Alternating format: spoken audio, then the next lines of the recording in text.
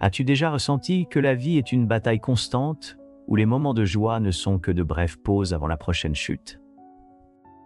Arthur Schopenhauer, l'un des philosophes les plus sombres de l'histoire, croyait exactement cela. Pour lui, la vie n'est pas un conte de fées, c'est de la souffrance. Ignorer cette réalité ne fait que nous rendre plus vulnérables. Ses écrits sont toujours d'actualité aujourd'hui, car ils remettent en question notre illusion de bonheur et nous obligent à voir le monde tel qu'il est vraiment. Mais, loin de n'être que du pessimisme, ces réflexions offrent quelque chose de précieux, la compréhension nécessaire pour faire face à la dure réalité de l'existence. Dans cette vidéo, nous explorerons 9 réflexions brutales de Schopenhauer qui pourraient changer ta façon de voir la vie. Certaines peuvent sembler dures, mais toutes contiennent des vérités essentielles pour quiconque souhaite trouver un sens au milieu du chaos. La souffrance est inévitable. La plupart des gens passent leur vie à essayer d'éviter la souffrance. Nous cherchons du réconfort, nous recherchons le plaisir et nous fuyons la douleur autant que possible. Mais, pour Schopenhauer, cette tentative est vaine, car la souffrance n'est pas un accident de la vie, c'est l'essence même de l'existence. Selon lui, la nature nous a créés pour lutter constamment. Si nous ne luttons pas contre la maladie, nous faisons face à la frustration, à la déception et à la perte. Même lorsque tout semble aller bien, l'anxiété pour l'avenir ou les souvenirs du passé nous hantent. Cela est dû au fait que la vie est un cycle sans fin de désirs et de frustration. Schopenhauer a dit que tant que nous sommes vivants, il nous manquera toujours quelque chose. Si nous sommes malades, nous voulons la santé. Si nous sommes en bonne santé, nous voulons de l'argent. Si nous avons de l'argent, nous voulons de l'amour. Si nous avons de l'amour, nous voulons la liberté. Et ainsi nous continuons, insatisfaits, poussés par un désir qui ne peut jamais être pleinement satisfait. Alors, que pouvons-nous faire face à cette réalité? Accepter ne signifie pas se résigner à la douleur, mais comprendre qu'elle est inévitable et cesser de vivre dans l'illusion qu'un jour tout sera parfait. Plus nous comprendrons cette vérité tôt, moins nous souffrirons d'attentes irréalistes. Le désir est un piège. As-tu remarqué que nous sommes toujours en train de poursuivre quelque chose? L'argent, le succès, l'amour, la reconnaissance. Il semble que lorsque nous obtenons ce que nous voulons, le bonheur arrive enfin, mais Schopenhauer nous met en garde. Cette course est une illusion. Pour lui, le désir est comme une flamme qui ne s'éteint jamais. Lorsque nous atteignons un but, nous ressentons une brève sensation de satisfaction. Mais ensuite, un nouveau désir nous consume. Ce cycle sans fin nous maintient éternellement insatisfaits. Et pire encore, plus nous désirons, plus nous souffrons. Imaginez quelqu'un qui rêve de devenir riche. Il pense que l'argent lui apportera la paix. Mais lorsqu'il finit par obtenir sa fortune, il découvre qu'il se sent toujours vide. Maintenant, il veut plus. Il veut du statut. Il veut du pouvoir. Il veut quelque chose qu'il n'a pas encore. Et ainsi, son bonheur n'arrive jamais. Schopenhauer a appelé cela le cycle du désir où la vie consiste à désirer, à s'efforcer, à conquérir et à la fin, à se sentir de nouveau insatisfait. La véritable liberté ne réside pas dans le fait d'avoir tout ce que l'on veut, mais dans apprendre à vouloir moins. Le bonheur est une illusion passagère. Nous vivons dans une société obsédée par le bonheur. Livres, cours, gourous, tous promettent des formules pour atteindre un état de joie permanente. Mais Schopenhauer détruit cette illusion avec une vérité brutale. Le bonheur, quand il se produit, n'est qu'une pause entre deux souffrances. Pour lui, la vie est marquée par une douleur constante, soucis, pertes, maladies et frustration. Lorsque nous avons un moment de joie, il disparaît rapidement, et nous nous sentons à nouveau consumés par l'insatisfaction ou la peur de perdre ce que nous avons. Schopenhauer utilise une métaphore intéressante. Le bonheur est comme une bulle de savon. Elle semble belle et parfaite un instant, mais éclate rapidement, laissant rien d'autre que le vide. Le problème n'est pas de ressentir du plaisir ou de chercher des moments heureux, mais de croire que nous pouvons vivre dans cet état. Toujours, lorsque nous acceptons que le bonheur est bref, nous cessons de nous sentir frustrés par son absence et commençons à apprécier les petits moments qui comptent vraiment. La solitude est le chemin de l'homme intelligent. La plupart des gens craignent la solitude. Être seul est considéré comme un signe d'échec social, comme si cela signifiait qu'il y a quelque chose qui ne va pas chez vous. Mais Schopenhauer pensait exactement le contraire. Pour lui, plus un homme est intelligent, plus il apprécie la solitude. Cela est dû au fait que la plupart des interactions sociales sont superficielles, pleines de vanité, d'envie et de discussions vides. Je croyais que ceux qui recherchent la vérité et la connaissance de soi s'éloignaient inévitablement de la foule. Après tout, c'est dans le silence que nous pouvons réfléchir à la vie, développer des idées et vraiment devenir maître de nous-mêmes. Mais Schopenhauer n'était pas en faveur de l'isolement absolu.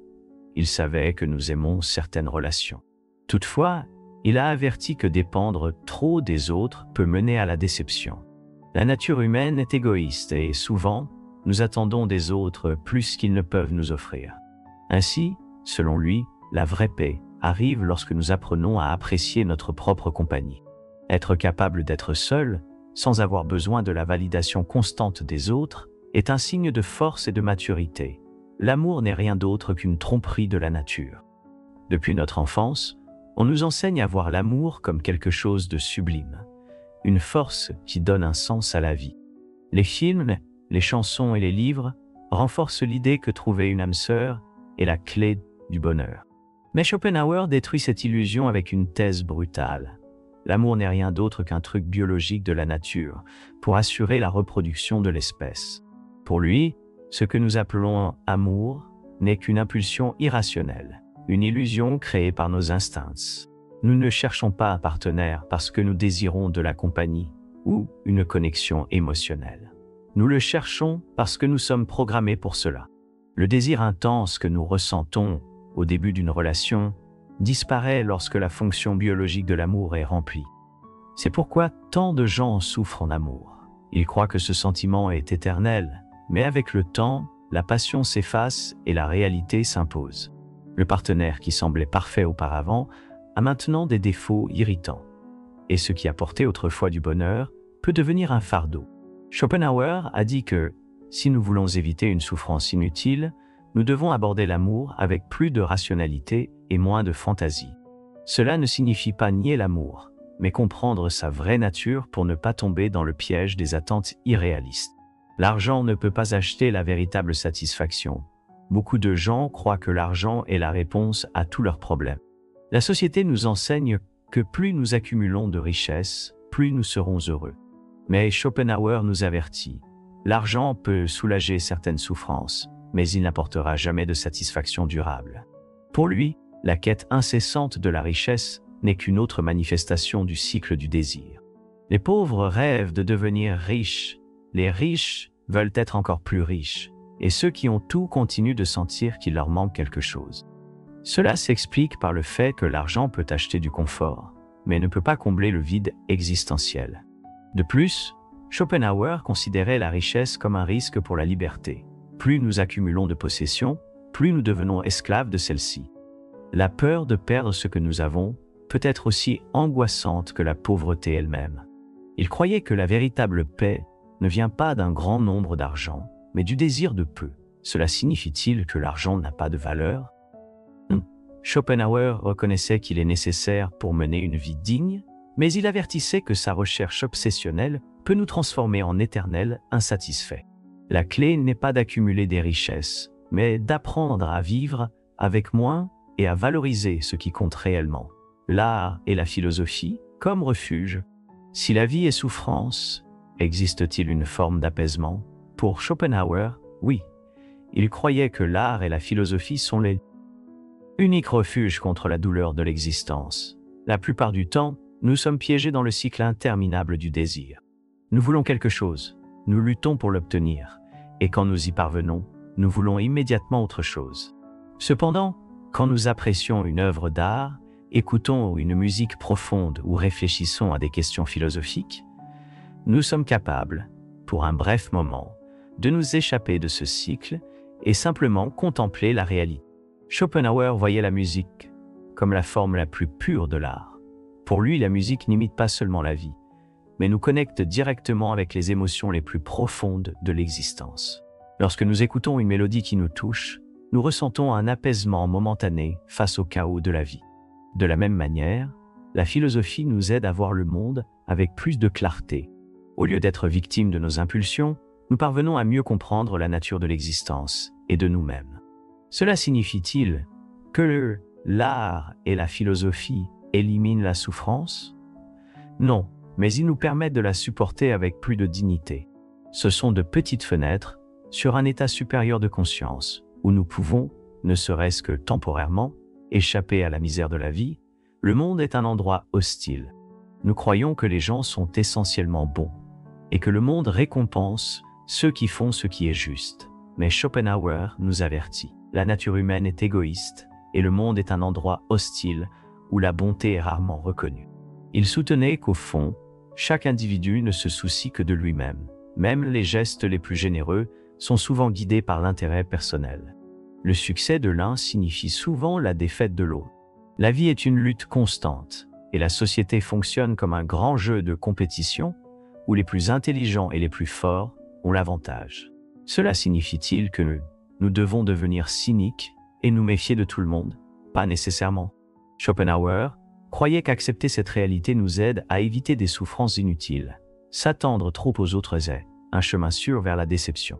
Plus tôt nous comprenons que tout le monde n'est pas digne de confiance, plus nous serons protégés contre les trahisons et les fausses promesses. C'est pourquoi, selon lui, nous devons cultiver la prudence et l'indépendance émotionnelle. Cela ne signifie pas s'isoler complètement, mais être conscient que personne d'autre que nous-mêmes n'est responsable de notre bien-être. Comment vivre dans un monde misérable? Si la souffrance est inévitable, les désirs nous emprisonnent, l'amour est une illusion et le monde est hostile, alors, comment devrions-nous vivre? Si nous suivons la logique de Schopenhauer, la réponse est simple, mais difficile à accepter. Nous devons abandonner nos illusions et trouver un chemin de résignation et de sagesse. Pour lui, la première chose à faire est de réduire nos attentes. Moins nous attendons de la vie et des gens, moins nous souffrons. Cela ne signifie pas renoncer, mais cesser de croire qu'il existe une formule magique pour le bonheur. Un autre point crucial est de pratiquer le détachement émotionnel. Ne te laisse pas emporter par des passions aveugles, la recherche incessante du plaisir ou la peur de la souffrance. Plus nous nous détachons des hauts et des bas de la vie, plus nous trouvons une sorte de paix intérieure. De plus, Schopenhauer voyait la contemplation, l'art et la philosophie comme un refuge contre le désespoir. Quand nous cessons de lutter contre la réalité et commençons à la comprendre, nous devenons moins vulnérables à ces pièges.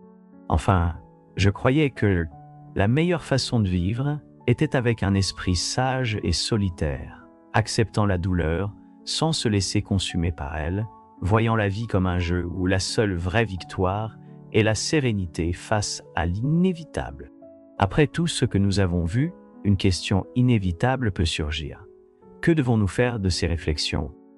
Si la vie est souffrance, le désir est un piège, l'amour est une illusion et le monde est hostile, quel sens cela a-t-il de continuer à lutter? La première réponse que nous donne Schopenhauer est dure mais libératrice. Cessez de vivre dans une illusion. Une grande partie de notre souffrance provient d'attentes irréalistes sur la vie, les personnes et nous-mêmes. Nous espérons que le monde soit parfait, que l'amour soit éternel et que le bonheur soit constant. Mais lorsque nous mettons de côté ces illusions, quelque chose de curieux se produit. Nous nous préparons mieux à affronter la réalité. Imagine quelqu'un qui s'attend toujours à être reconnu et remercié par les autres. Cette personne donne toujours de soi-même, aide constamment. Mais au fond, elle se sent frustrée parce que les autres ne lui rendent pas comme elle l'espérait. Maintenant, imagine cette même personne, comprenant que les êtres humains sont, par nature, égoïstes, et que la plupart des relations reposent sur l'intérêt. Cela signifie-t-il qu'elle doit devenir froide et amère? Non. Cela signifie simplement qu'elle cesse d'attendre l'impossible, et par conséquent, cesse d'être si déçue. Un autre exemple. De nombreuses personnes vivent à la recherche du bonheur éternel, croyant qu'un jour elles trouveront une étape de la vie où tout sera résolu. Mais cette phase n'arrive jamais. Il y a toujours un problème, une frustration, un nouvel objectif à atteindre. Lorsque nous comprenons que le bonheur n'est qu'un bref intervalle entre des moments de souffrance, nous cessons de gaspiller notre énergie à poursuivre quelque chose d'inaccessible et commençons à valoriser les petits moments de paix et de satisfaction qui se présentent en cours de route. Comment échapper à ce piège? Schopenhauer nous enseigne que nous ne serons jamais complètement satisfaits et que la clé pour une vie moins turbulente n'est pas d'avoir tout ce que nous voulons, mais de vouloir moins. Plutôt que de poursuivre chaque impulsion, nous pouvons entraîner notre esprit à rechercher ce qui a vraiment de la valeur et nous apporte sérénité. Et l'amour, s'il n'est qu'un stratagème biologique, cela signifie-t-il que nous devons le rejeter? Pas nécessairement. Cela signifie simplement que nous devons voir l'amour pour ce qu'il est réellement, sans fantasme.